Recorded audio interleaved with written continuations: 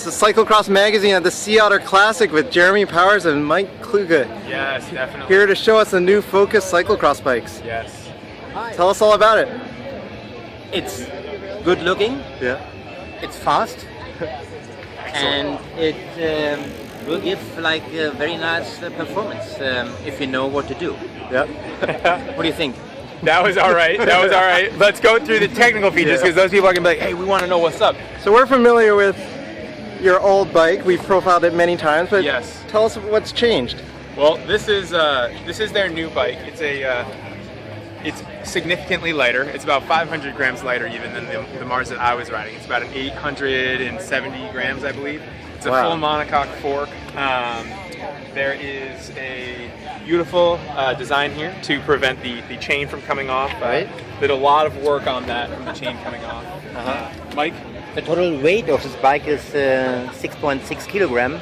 Wow. So you're actually in trouble with UCI. Sure. Because a lot of only 6.8. Right. So you have to eat a little bit before but in America with donuts it's no problem. You get this very fast. Right. Europeans. Yeah. And what's actually very nice, I mean, Jeremy said it already, it's like a monocoque fork. Right. For me it was always like, it felt not right to have like a carbon fork with like a aluminum head, so this is right now one piece. It gives you like a vertical flexibility, also like the rear stay as well. And I mean, if you go off-road, you are very happy if you have like a little bit of suspension. Sure.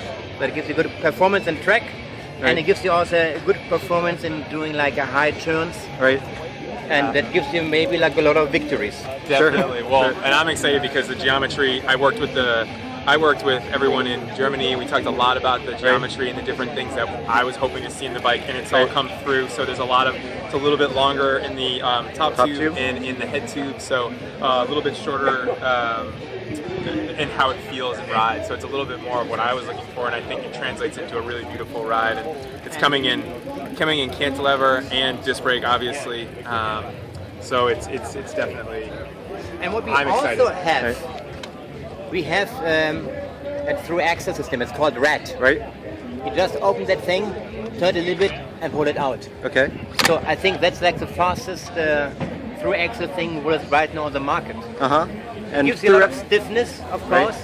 And I always complained, when you want to take a front wheel out, like also like on road bikes and cyclocross bikes, it takes a long time to adjust and to get off. And with this thing, as you just could see, out. So your mechanics will be happy if you need to switch a wheel in the pits. For sure. I mean, they would love it. Right. Yeah, it's excellent. And through axle front and rear now, right? As well. 142 rear. Awesome. Will you be riding disc and canty again? You're gonna have to wait for that. All right. Chainstay length, bottom bracket height, did those change at all? The bottom bracket height did change. The chainstay length, I believe, is similar or very close to what it used to be. Do you go a little bit lower on the bottom bracket? It is. I think it's actually a little bit higher. Oh, interesting. Yeah, it was generally a low speed. half centimeter. About 5 mils. It's gone up. For Jeremy, it's a big advantage. He can pedal in the turns. Yes. Sure. Like in a speedway. Right. He jumps out of the rear wheel.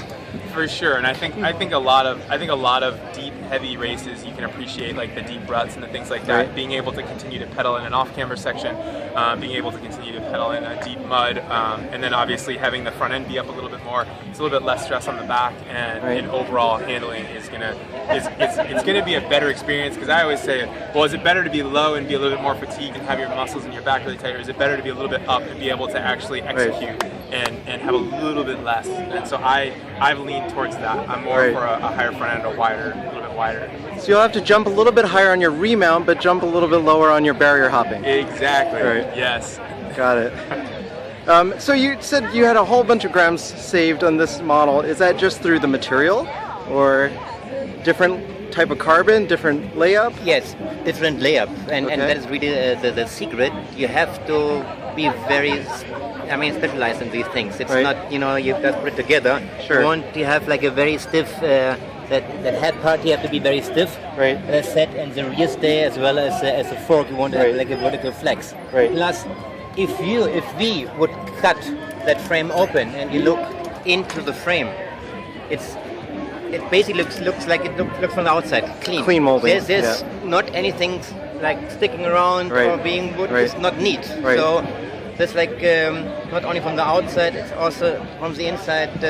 You save like also on the decals where it's like very flat and very light, and it is out of like a few different things you lose this weight and get like the performance. Right. And the mechanics will be psyched. One other really interesting thing is the ability to kind of get into this area, to be able to work on and kind of feed the cables through because they're all internal. Right. So something that I always hated when I'm, pro bike rider, trying to string up one cable that I happen to snap or something, in a pinch. Right. And I'm like, oh man, I need like a shoestring, I need a vacuum cleaner, I gotta have like 6 guys come in. So that makes it really, it's a nice small technical feature that they've added that's awesome. That I see to be beneficial. And I know you're a SRAM sponsored rider, but this is also Di2 compatible wires.